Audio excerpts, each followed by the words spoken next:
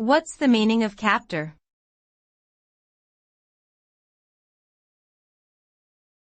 Captor.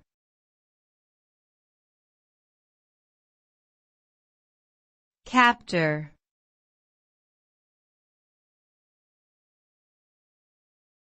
Captor.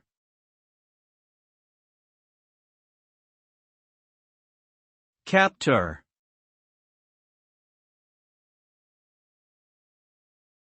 The word captor refers to a person or thing that captures or takes someone or something forcibly. The term is often used in legal contexts, such as referring to the person who has taken a hostage or a prisoner.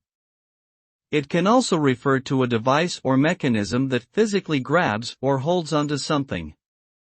The captor may use force, coercion, or other means to secure their target, and the result can be a loss of freedom or autonomy for the captive. Overall, the term captor carries connotations of violence, confinement, and control.